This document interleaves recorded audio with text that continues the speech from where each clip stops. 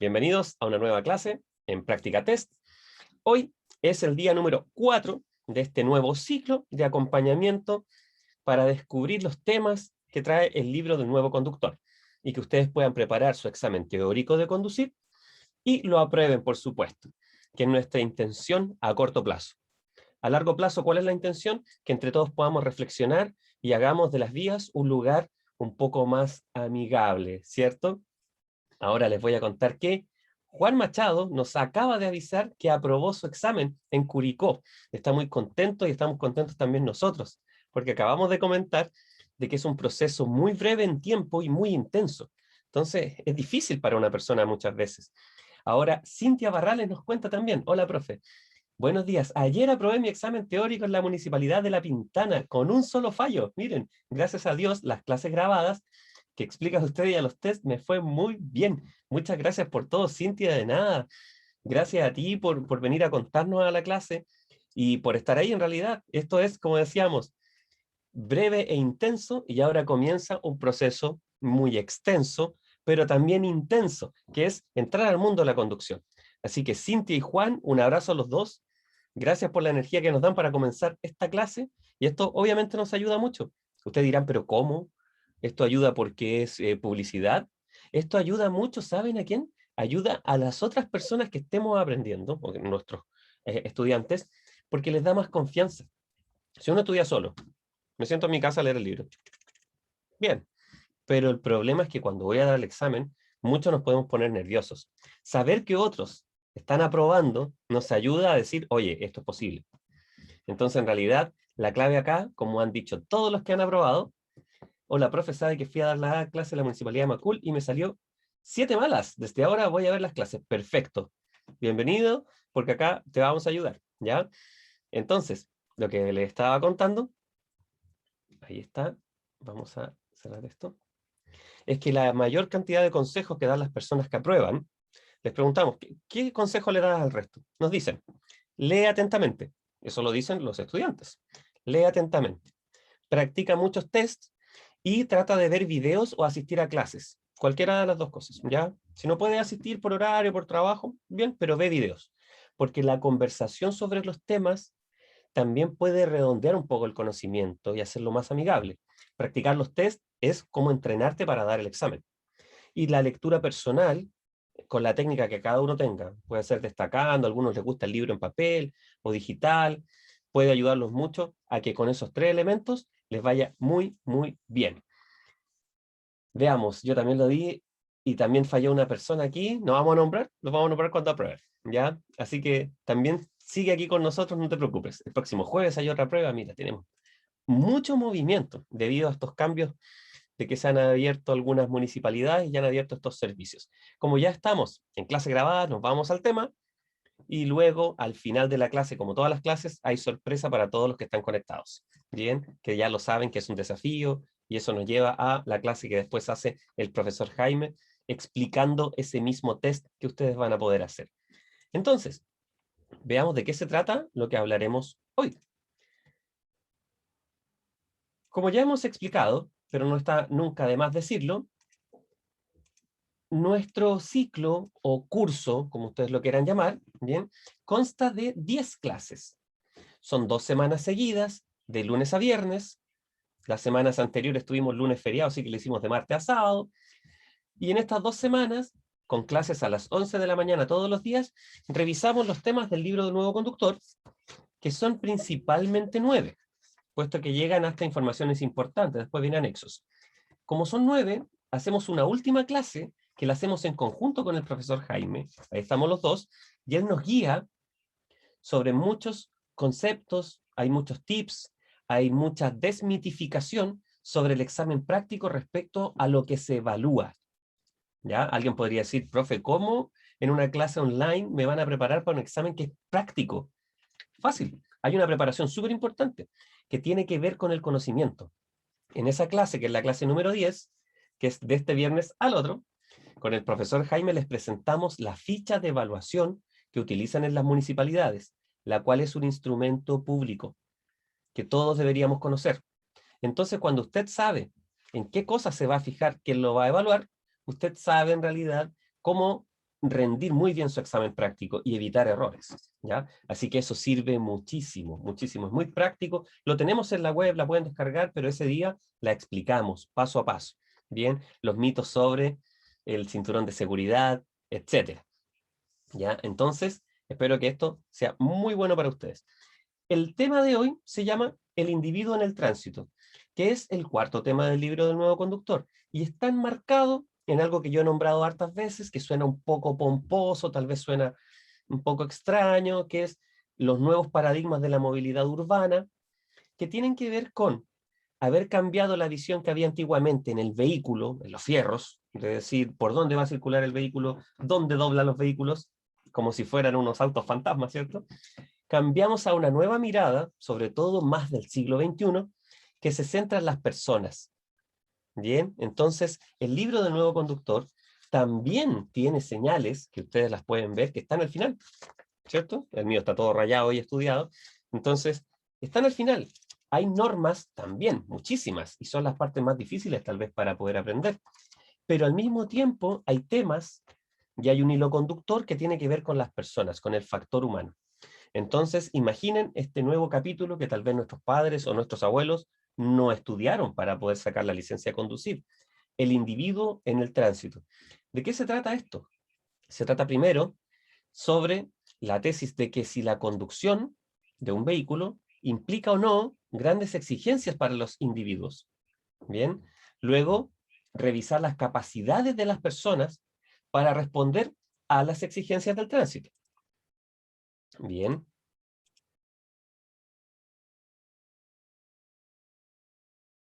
Ah, perfecto. Miren, es que me detengo porque voy leyendo también el chat, porque acá todos nuestros alumnos van comentando, se ayudan entre ellos. Esto es fantástico. Y justamente, Andrea estaba hablando ahí, y claro, hay clases de licencia C, que es la de motos, y tiene algunos temas que coinciden con la clase B, que vemos nosotros. Entonces hay gente de clase A4 y clase C que vienen acá también, pero las clases que tenemos hasta ahora son clase B, que es lo que estamos viendo ahora, todos los lunes a las 11. Test explicado, que cada día anunciamos si hay o no. Siempre es una sorpresa, y lo hace el profesor Jaime. Esta semana ha sido a las 21 horas. Y también tenemos los días jueves justamente clase C, para aquellos que van a sacar la licencia de moto. Y bueno, sin más recorrido por el índice que lo tenemos ahí, nos vamos a ir directo a los temas. Veamos.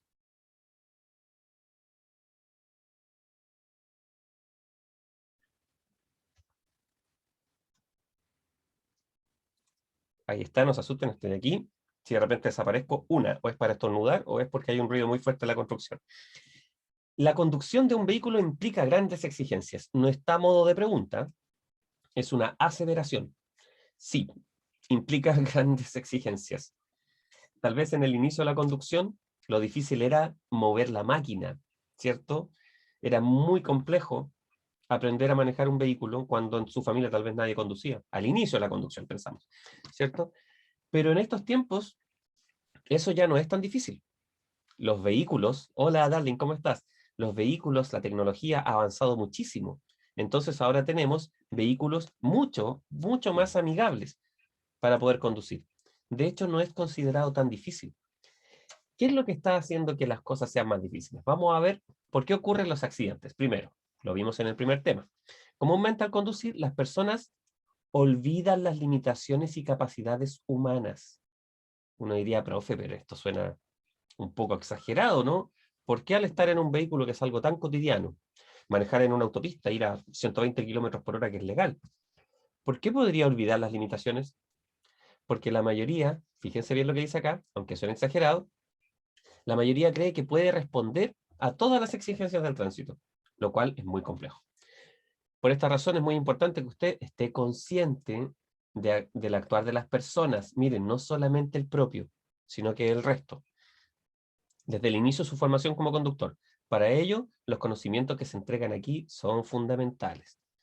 Veamos estas estadísticas que pueden ser preguntas de examen. Estadísticas señalan que los conductores principiantes tienen 10 veces más accidentes que los experimentados. Recuerden lo que siempre digo. Si usted que está acá preparando su examen es un conductor principiante, porque hay gente que ya maneja, lo sabemos, ¿cierto? Está haciendo el trámite para la licencia. Si usted es principiante, no sienta miedo. Porque en realidad, ¿quiénes son ellos que tienen esos accidentes? Los principiantes que no tienen una buena educación vial y que son irrespetuosos en el fondo, ¿ya? Intolerantes. Eso lo vimos ayer, en la clase número 3. Y eso está comprobado estadísticamente también. Entonces ustedes son la excepción a la regla para que no sientan miedo, ¿de acuerdo? Pero sí puede ser una pregunta de examen. Que estadísticas señalan que los conductores principiantes tienen 10 veces más accidentes que los experimentados. Al menos una vez en su vida, las personas se ven involucradas en algún accidente con víctimas. Esto es un promedio. Alguien podría nunca verse involucrado. Y alguien podría verse involucrado 2, 3 veces. Es muy relativo, ¿ya? Pero estadísticamente ya está calculado que cantidad de exámenes, o sea, cantidad de accidentes dividida en cantidad de personas, da por lo menos uno por cada uno. Bien. Percepciones visuales. Fíjense bien, las percepciones visuales deben originar decisiones seguras, porque las percepciones visuales pueden ser relativas, ¿cierto? Sentido común, buen juicio y responsabilidad son necesarias, obviamente, y la responsabilidad forma cultura de tránsito. Bien. Pregunta, ¿están capacitadas las personas para responder a las exigencias del tránsito? Es una pregunta cerrada, porque se puede responder sí o no, ¿cierto? La respuesta es un rotundo no, no están capacitadas las personas. No lo están. No lo están en forma natural, no lo están tampoco la mayoría solo saliendo del colegio, ¿cierto? Pensando en la educación vial que se pretende implementar, que obviamente la necesitamos con urgencia, ¿ya? Pero, ¿se pueden capacitar las personas? Es otra pregunta. Y ahí cambia la respuesta. ¿Se pueden capacitar las personas para responder a las exigencias del tránsito? Sí, otra pregunta cerrada y por supuesto la respuesta es positiva. Entonces veamos cuáles son estas limitaciones que impiden que uno esté capacitado y cómo uno se puede capacitar. ¿De acuerdo? Y vamos revisando cada una cómo se transforma también en preguntas. Aquí hay un ejemplo que está en el libro Nuevo Conductor, que obviamente hicimos nuestro diseño propio. Ahí siempre en el chat me dicen, se agradece, profe, así como gracias. Es muy lúdico, obviamente, de cómo podrían ver ustedes desde un vehículo, y cuenta una historia, el libro Nuevo Conductor. Que aquí va una persona manejando en un lugar no urbano, ¿cierto? Está un poco nublado, va en un camino de cuesta, ¿bien? Ve, percibe, cree, interpreta lo que sus ojos ven en la vía como una curva hacia la izquierda, mira la radio para cambiarla, que ya muchos vehículos tienen el control en el mismo manubrio, pero baja la mirada y al subir la mirada se encuentra con que venía una curva a la derecha, ya no una curva a la izquierda. Esto está un poco exagerado, pero sucede. O sea, si usted va a 120 kilómetros por hora, puede pensar que hay algo y un segundo que deje de mirar, son muchos metros que se avanzan, ¿cierto? De hecho, se puede calcular con la distancia de reacción, que es aproximadamente un segundo. Uno podría decir, si voy a 120 kilómetros por hora, en un segundo avanzaría por lo menos 24 metros, al menos. Sé que lo dije rápido, pero no es pregunta examen eso. Luego de la curva, que era al otro lado del que él creía, otra curva más hace que girando se encuentre con un ciclista. Esto está representado, pero es más o menos como un conductor podría ver a un ciclista desde el vehículo, ¿cierto? Entonces es importante, ¿por qué? Porque si ustedes lo analizan, aquí yo no vería cuando el ciclista entra en mi campo visual. Tampoco veo por completo al ciclista. Entonces es muy impredecible los movimientos que podría tener. Y como acá lo muestra el dibujo como ejemplo, viene una zona de curvas también, y muy peligroso. Todo esto es para demostrar cómo suceden cosas en las vías que nosotros no estamos esperando. ¿Bien? Y para ello, para esta curva, para esta aparición de algún elemento, de algún usuario de la vía como un ciclista, vamos a analizar algunos efectos visuales que cada uno es pregunta de examen. El primero se llama perspectiva lineal. Y aquí está el dibujo, el gráfico, ¿cierto? ¿Y de qué se trata la perspectiva lineal? Aquí está. Estamos imaginando que este es el dibujo de una calzada, una calle, ya con una línea segmentada, yo podría adelantar acá, ¿cierto? Y nosotros vamos conduciendo, obviamente, por la pista derecha. Esta pista podría venir hacia acá o para allá, da lo mismo. ¿Qué es lo que dice la perspectiva lineal? Que las líneas convergentes, las que se unen, apuntan hacia donde mismo, ¿cierto? Parecen ubicarse más lejos del ojo en su parte más estrecha. O sea, pareciera que esto está más lejos de lo que en realidad está. ¿Qué significa esto? Que en cierto sentido estos efectos engañan un poco mi mirada y mi interpretación. Porque si yo voy conduciendo y considero que esto está más lejos de lo que en realidad está, parece ubicarse más lejos, manejo con mayor tranquilidad, ¿cierto? Porque esto está más lejos. Estuviese más cerca, me preocupo. Pero en realidad esto está más lejos, me despreocupo. ¿Ya? Y eso es nuestra interpretación de lo que vamos viendo en las vías. Segundo efecto visual, que también es pregunta de examen. Tamaño relativo. ¿De qué se trata este efecto de tamaño relativo como lo grafica esta figura B? Si hay objetos iguales, como por ejemplo los postes del alumbrado público, algunos tipos de edificios o construcciones, parecen de diferente tamaño. ¿Para quién? Para el ojo humano. Donde en las vías transitando, por supuesto. Parecen de diferente tamaño, pues creemos que el objeto que parece más pequeño, el que está acá, se encuentra a mayor distancia de la que en realidad está. ¿Cierto? Entonces alguien dice, bueno, si son postes del alumbrado público, tal vez no me complique tanto. Me puede servir para la regla de los 3 segundos. Pero si son camiones, por ejemplo, obvio que es importante que yo pueda calcular esto lo más fidedignamente posible. Este es el efecto visual del tamaño relativo. Densidad de pauta, lo pueden recordar por la pauta musical, ¿cierto? Por el pentagrama, 5 líneas. Entonces aquí ustedes van a ver cómo estas líneas horizontales quieren graficar lo siguiente, que entre más densos vemos los objetos, aquí está mayor densidad, más lejos parecen estar. O sea, igual que el anterior, las cosas parecen estar más allá de lo que en realidad están.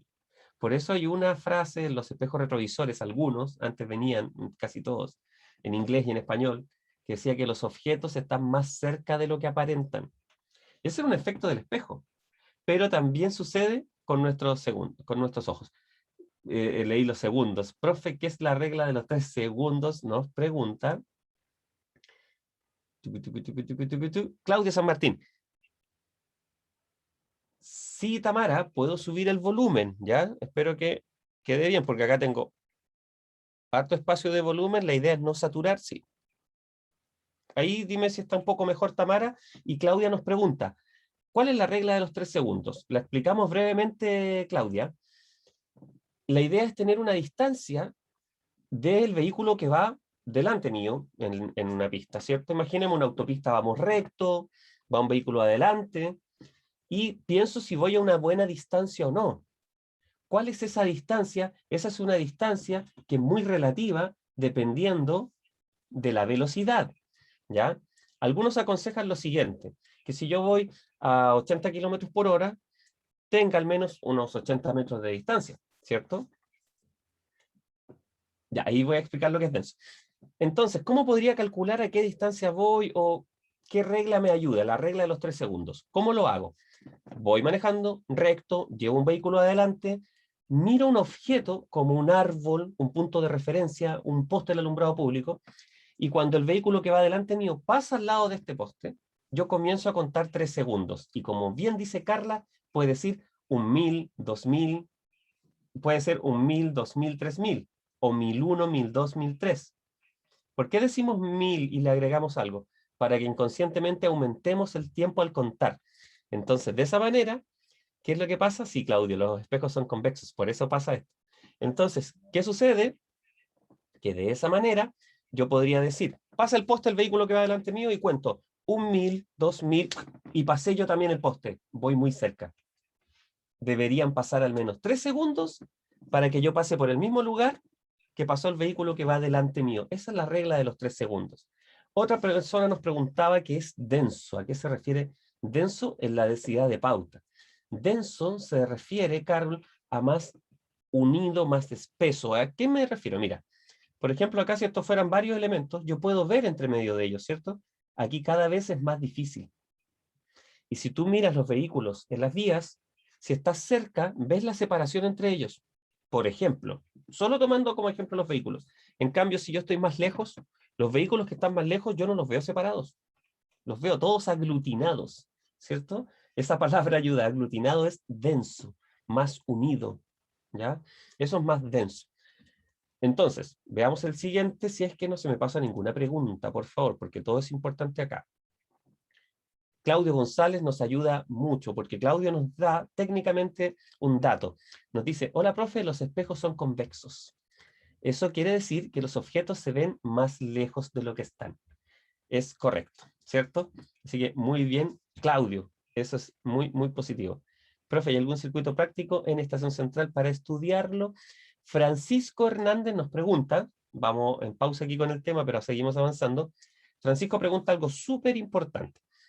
¿Existen circuitos prácticos? Dos cosas. Una, algunas municipalidades los publican. Ustedes pueden ver en la página de ellos o en la página de Práctica Test, que tenemos todos los datos de municipalidades para la conducción, y los publican escrito. Estas son las siguientes calles. También algunos lo tienen visualmente. No está el de Estación Central. En Estación Central y en YouTube hay muchos recorridos realizados por el profesor Jaime, algunos lo hemos hecho en conjunto, y no sé si está el de Estación Central, dice, pero es de Ecuador, Radal. Mira, Carla te lo va a dar, así que por favor ahí veámoslo. Como una vuelta a la manzana, nos dice Carla. Entre Ecuador y Radal nos está dando las calles. Bien, ya vamos a revisar después si está grabado o no está grabado. Ciudad que hay muchos eventos, o sea, hay muchos problemas en el pavimento. Continuamos, está súper bien, yo me quedo ahí conversando mucho en el chat, pero tenemos que avanzar porque tenemos que ir a las preguntas y miren este tema, vean esta barra en el costado, recién pasa debajo mío, ahí está. Wow, mucho, mucho tema, así que me voy a ir a lo central después de este sobrecubrimiento, que es el último efecto visual, que es pregunta de examen. Cuando un objeto cubre a otro, como en el dibujo, ¿cierto?, parece más cercano para el ojo humano. ¿Cuál parece más cercano? El que cubre al otro. Como en la figura D. En el fondo se refiere a que parece más cercano a lo que en realidad está. O sea, nuevamente, confunde. Los tres anteriores, fíjense la letra D, todo parece estar más lejos. Para que no lo olviden y puedan responder bien. Los tres primeros efectos. En el último, en el sobrecubrimiento solamente, algo parece estar más cerca. ¿Ya? Luego, vamos a ir a todos estos gráficos, dibujos. No se asusten con esta imagen porque no hay muchas preguntas ni tampoco muy específicas al respecto, ¿ya? Sino que solamente está puesto acá en el libro Nuevo Conductor para explicar principalmente esto, que es la mácula ciega, un área, está redactado ahí, sin células visuales, o sea, no pueden ver uno, hay un espacio, como también sucede en el auto, un ángulo en el que uno no puede ver algo, ¿ya? Y esa es la limitación de nuestra visión respecto a todo lo que podemos visualizar. Aquí está el ejemplo, ¿ya? Y esto es lo que se llama mácula ciega o mancha. Mancha o mácula ciega. Y esta es la parte importante. Es un punto en el que el nervio óptico entra en el ojo, donde no hay células visuales, ¿ven? Por lo que algunos objetos no pueden ser vistos. Y aparece este ejercicio en el libro Nuevo Conductor, que consiste en lo siguiente: en cerrar, tapar el ojo izquierdo, mirar fijamente esta imagen a unos 30 centímetros y luego acercarse lentamente al libro. En un minuto, o sea, en algún momento, van a dejar de ver esta figura, que es cuando ya la pierdo de mi campo visual, ¿cierto? Y cuando no la vea, es el momento en el que está el punto exacto de la mácula ciega. Esto es súper, súper importante. Aparte de que se pregunta, es para tenerlo claro en la vida como conductor, ¿cierto? La visión directa y la visión periférica. Miren esta imagen, ahí están los datos, pero la imagen es muy potente. Visión directa, representada en amarillo, obviamente es lo que yo miro directamente, es algo redundante. Hacia adelante, normalmente en un vehículo, lo que está enfrente mío. Si me giro, lo que está allá, pero enfrente. Visión directa. La visión periférica, periferia, ¿ya?, es lo que está alrededor de esta visión directa. Y se puede extender hasta 180 grados aproximadamente. ¿Cómo podría comprobarlo? Si yo uno mis manos y las voy abriendo y las extiendo, hasta ahí, mirando al frente, pensaría si veo o no mis manos. ¿Ya? Ahí está, si veo o no mis manos. Si le tiro mis manos más hacia atrás, ya tendría que girarme para poder verlas. O sea, casi siempre de forma extendida, por eso 180 grados. Es lo que uno alcanza a ver. ¿Por qué es importante esto? Porque los niños no desarrollan esta visión periférica por lo menos hasta los 15 años. Entonces los niños como peatones son usuarios vulnerables. ¿Bien? Y nosotros debemos tenerlo claro. Y también esta visión periférica uno puede tenerla, pero conduciendo se va entrenando poco a poco. El ojo se va entrenando. Por eso podría haber un proceso de la información que sea limitado. Efecto visión de túnel. Miren esta imagen que es un poquito extraña, ¿ya? Se ve muy circense todos estos colores acá. Imaginen que ustedes están en un vehículo y el vehículo va a una baja velocidad. Entre más baja sea la velocidad, mayor amplitud va a tener en su visión periférica, ¿ya? Pero si aumenta la velocidad, esta visión se va acotando, ¿bien? Entonces, como se va acotando, se va achicando, aquí tenemos una tabla, que está como ejemplo.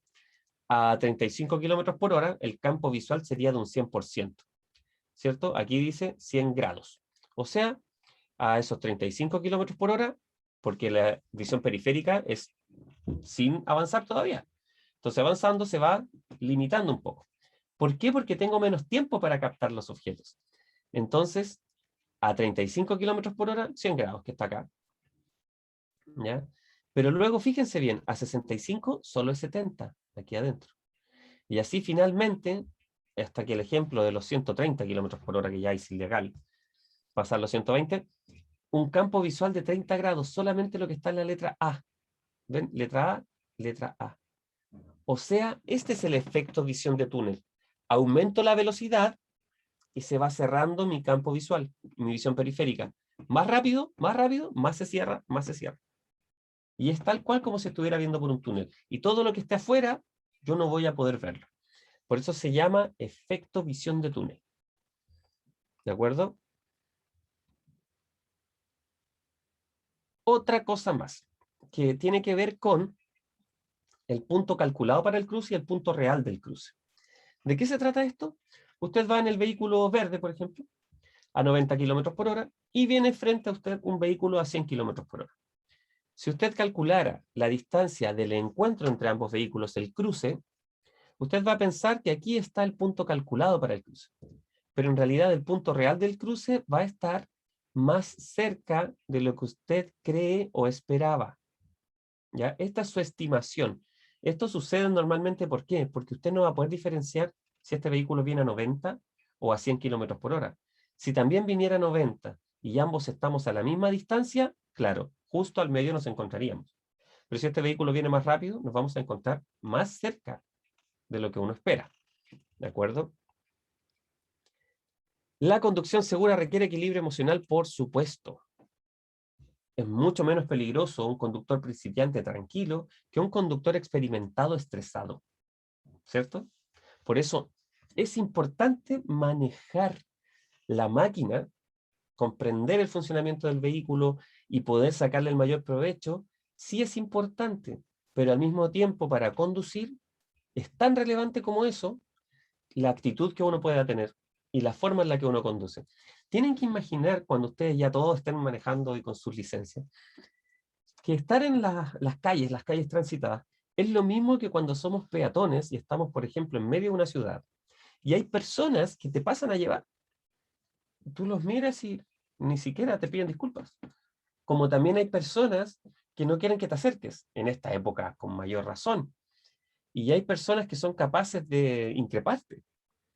Hay otras personas que son capaces de saludarte sin conocer, como sucede con muchas personas, sobre todo en zonas no urbanas, la mayoría. Porque en las ciudades donde hay mayor densidad poblacional, digamos también que las relaciones son un poquito más densas. Entonces hay personas que en cualquier momento, sin conocerte, te pueden ver y decir, buenos días, buenos días. ¿Ya? Entonces, eso mismo ocurre en las vías. Por eso es importante este equilibrio emocional, porque uno debe estar tranquilo, aun cuando las situaciones en las vías son muy, muy complejas. Aquí está hablando de la madurez, y se aclara que en Chile, excepcionalmente, un joven de 17 años podría conducir con un mayor al lado, que ya sabemos las condiciones, ¿cierto? Ahora, vamos a adelantarnos porque quiero que nos vamos a las preguntas a la presión del grupo y la propia fortaleza. Esto se trata de lo siguiente, tiene que ver con lo mismo del equilibrio emocional y con la seguridad en uno mismo. Muchas personas tal vez no son el que más habla en un grupo, o el que habla más fuerte, o el que cuenta los chistes. Puede ser, ¿ya? Y puede ser en general tímido o tímida en su vida. Pero al momento de conducir, todos cambiamos un poco. Entonces hay personas que siendo tímidas en su vida habitual, son un poco más serios al conducir, lo cual puede ser muy positivo, más responsables. Pero también hay personas que aceptan la presión del grupo. Entonces las molestias, las bromas, las tallas, en humor negro sobre todo, ocurre mucho con los nuevos conductores, ¿ya? Manejas como abuelita porque tú manejas los límites de velocidad permitidos. Y si tú le dices a alguien, no, no, yo manejo en forma legal, él o ella, la legal. Entonces, todo ese tipo de bromas, al final, ¿qué es lo que hacen? Convierten a una persona insegura en una persona que va a conducir de manera insegura y nos va a poner en riesgo a todos, ¿de acuerdo? Veo que aquí hay algunas preguntas, a ver si algo demasiado obvio. Sí, profe, en la prueba óptica de la municipalidad miden estos factores.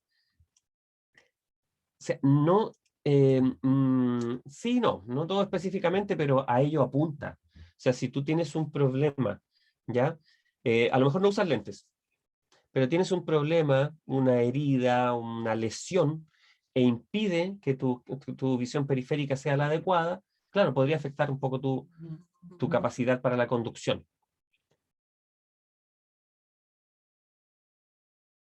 Claro, miren lo que dice Rodrigo acá, ¿eh? Mira, ahí lo tira Rodrigo como una broma y claro, mira, Ana dice que eso es bullying. Fíjense bien, Rodrigo nos cuenta lo siguiente, lo vamos a tomar porque eso explica esto de la presión del grupo y es pregunta de examen, aunque no lo crean.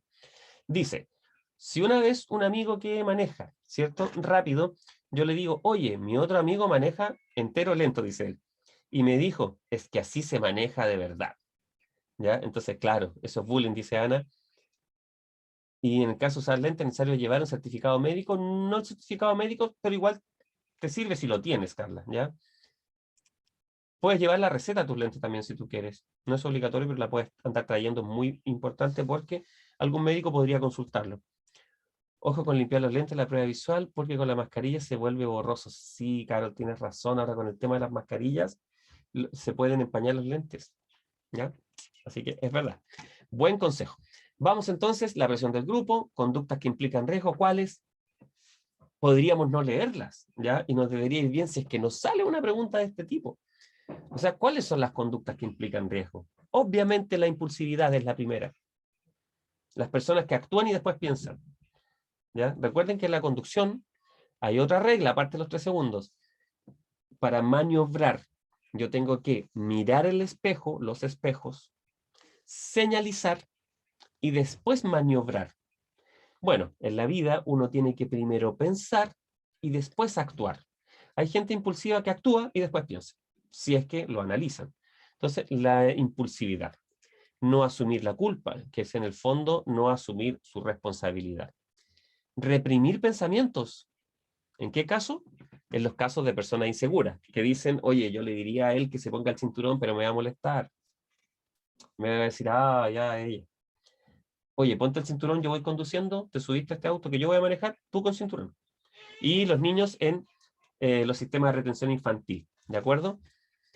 Formación de reacción. Las personas inseguras pueden parecer inofensivas, sin embargo, las inseguridades pueden potenciar algunos sentimientos más que otros, y por ello en ocasiones, personas aparentemente inseguras pueden ocasionar de forma violenta sin explicación aparente. Si hay gente mala, a ver qué nos dicen acá. Aquí nos dicen, sí, hay gente mala para ponerse el cinturón. Rodrigo, buena frase. Hay gente mala para ponerse el cinturón. O sea, sabemos que ya es muy difícil encontrar a alguien conduciendo sin cinturón, pero de copiloto en el asiento de atrás. Entonces sí, hay que ponerse el cinturón, es obligatorio y es responsabilidad del conductor. Hacerse valer o validarse frente al resto. No tienen el hábito, excelentemente Patricia. Hacerse valer, justamente, sucede mucho en los jóvenes, que por querer aparentar frente al resto, a sus pares, manejan con conductas de riesgo, ¿cierto? El alcohol, conocido tema, yo creo que ustedes ya lo manejan, no que manejan con alcohol, no, que conocen este tema. ¿Y de qué se trata esto? Súper sencillo, primero, para comprender que hay dos estados, ¿ya?, importantes respecto a la gradualidad para el examen, es el que se ríe. Primero, bajo la influencia, es uno. Claro, eso es lo que dicen por ahí, Rodrigo. Y segundo, estado de ebriedad. Entonces, bajo la influencia del alcohol es de 0,31 a 0,79. También puede aparecer como 0,8, ¿ya? 0,31 a 0,79 gramos por mil de alcohol en la sangre significa bajo la influencia del alcohol. Desde 0,8 en adelante ya estamos hablando de estado de ebriedad. Y para ello hay sanciones, aquí hay una tabla, ustedes dirán, pero ¿cómo me memorizo eso? Ya, hay algunas preguntas solamente al respecto, y entendemos que el nivel inicial tiene bajo la influencia del alcohol dos casos, sin daños y con daños. Sin daños puede perder la licencia por 3 meses y con daños puede perderla por 5 años, ¿ya? Incluso tener alguna pena. Luego, en estado de ebriedad, está sin lesiones por primera vez, por segunda vez, por tercera vez y con lesiones por primera vez al tiro. Y uno podría perder la licencia de por vida, cuando hay lesiones gravísimas o causa incluso la muerte. Luego tenemos la ley Emilia. Sabemos que esta ley lo que explica y lo que logró fue que las sanciones, aquí está lo mismo de 0,3108, que las sanciones para, aquí está la ley Emilia, para las personas que en estado de ebriedad provoquen en un accidente lesiones gravísimas o la muerte, tengan al menos 1 año de cárcel efectiva. ¿De acuerdo? Eso antes no ocurría. Y ahora es lo que sucede con la ley Emilia.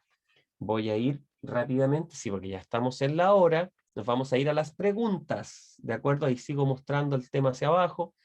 Y vamos a revisar lo que nos falta a través de las preguntas. Miren los efectos de algunas drogas. Los fármacos también tienen efectos, aquí los voy a mostrar. Me encanta esta tabla que explica esto muy bien. Ahí está.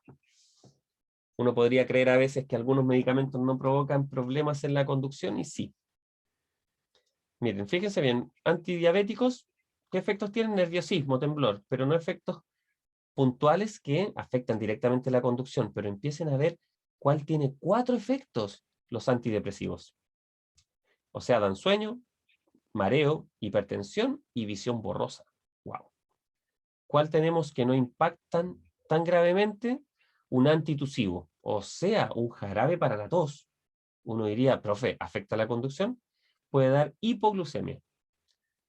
Y ahí tenemos varios más, y lo importante va a ser ahora poder verlo a través de las preguntas. Vamos a las preguntas, ¿listos? Desde ahora, ya, comenzamos.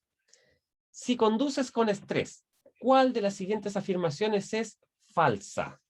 Si conduces con estrés, ¿el estrés no influirá en absoluto en los actos de un conductor? La fatiga aparecerá con mayor facilidad, aumentará las distracciones. María, Roxelis, todos están diciendo A, el estrés no influirá. Eso es falso, ¿cierto? Ahí está correcta la respuesta. En el uso de medicamentos en la conducción, ¿cuál de las siguientes afirmaciones es verdadera?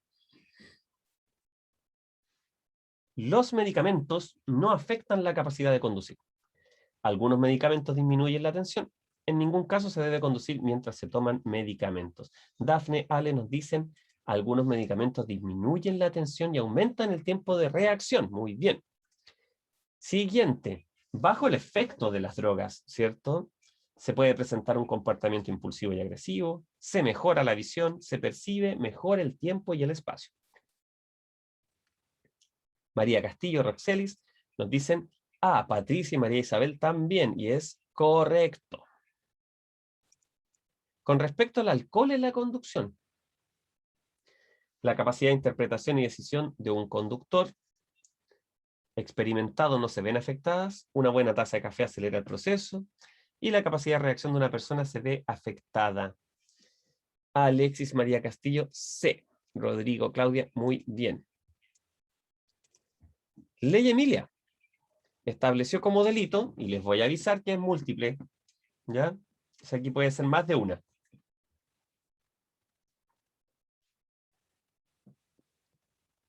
Qué rápido, es como que ya sabía la respuesta. Conductores que se fugan del lugar de un accidente, conductores que se niegan injustificadamente a realizar la alcoholemia, ¿cierto? Y lesiones graves o provocar la muerte, o sea, todas las mencionadas.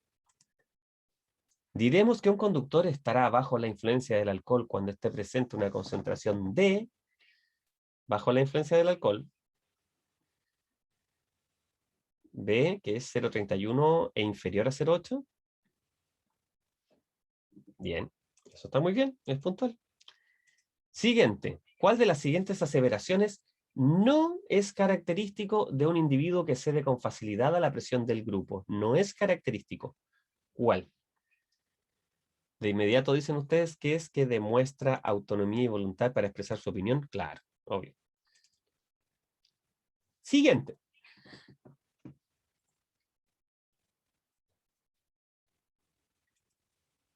Si usted conduce a 90 kilómetros por hora y va a cruzarse con un vehículo que lo hace a 100, el punto del cruce real se hallará más cerca que el estimado. Alexis, muy bien. Siguiente. La visión de túnel se produce cuando. Aquí díganme ustedes, cuando las luces del vehículo se encuentran mal ajustadas, cuando el conductor aumenta la velocidad, cuando el conductor utiliza su campo visual al máximo. Muy bien. Cuando el conductor aumenta su velocidad significativamente. Normalmente se tiene un campo visual de algo más de... ¿De cuánto? Algo más de... C, 180 grados. Muy bien.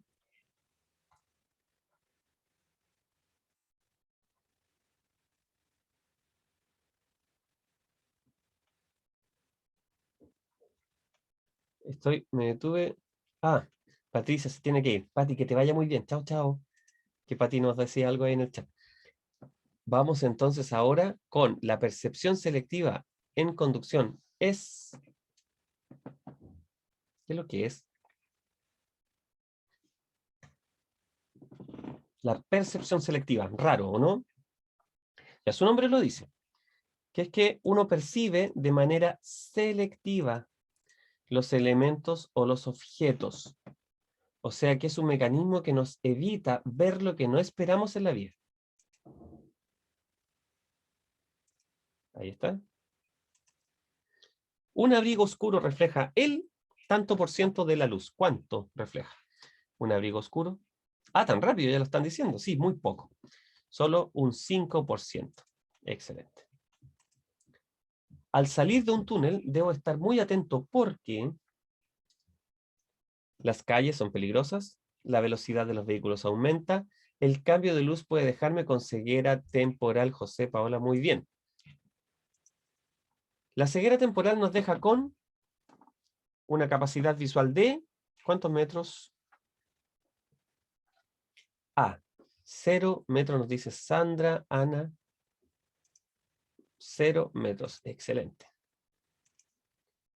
En esta perspectiva de densidad de pauta se nos hace creer que... Aquí nos dice denso, ¿cierto? Dice líneas más juntas.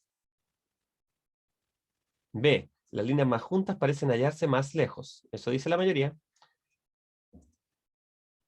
En esta perspectiva lineal se nos hace creer que...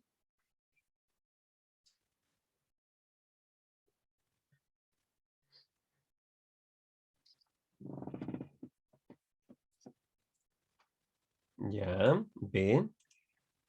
O sea, se nos hace creer que donde convergen las líneas está más lejano. Esa es la palabra clave, converger. Correcto. Y la última, uno de los 5 factores que impiden que evaluemos el peligro del conducir es uno de 5. Es una creencia, porque todos dicen creer. Creer que se conduce mejor que los demás es completamente correcto. Así que por hoy vamos a tener lista nuestra grabación.